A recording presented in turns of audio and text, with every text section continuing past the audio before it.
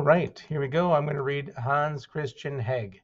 You learned why is there a statue of Colonel Hans Christian Heg at the state capitol? Unfortunately, that is the statue is no longer there.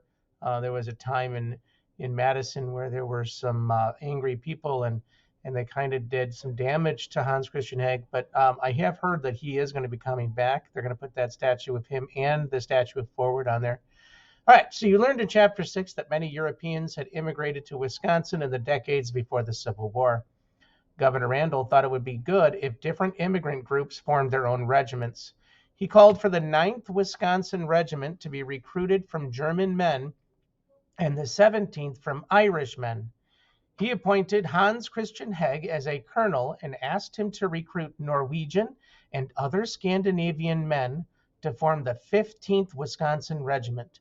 Colonel Heg was born in Norway and immigrated with his family when he was 11.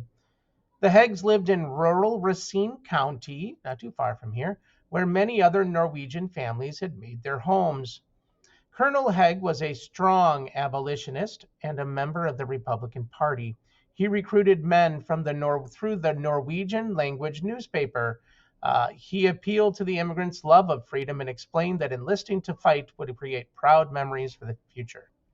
So the 15th Regiment that he led became known as the Fighting 15th.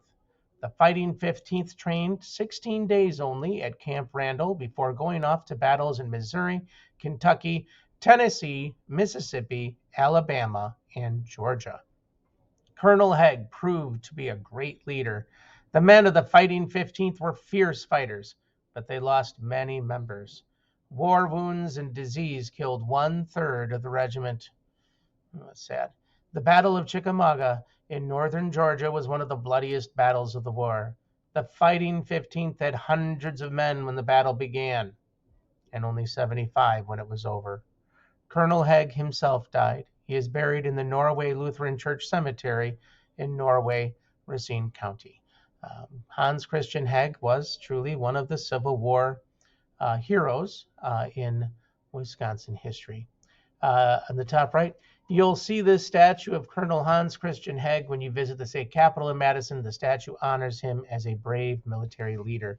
Unfortunately, it isn't there right now, but it is supposed to be coming back. And here is Peter Thomas, was an escaped slave. He served with the Fighting 15th. Then he joined the 18th U.S. Colored Infantry after the war.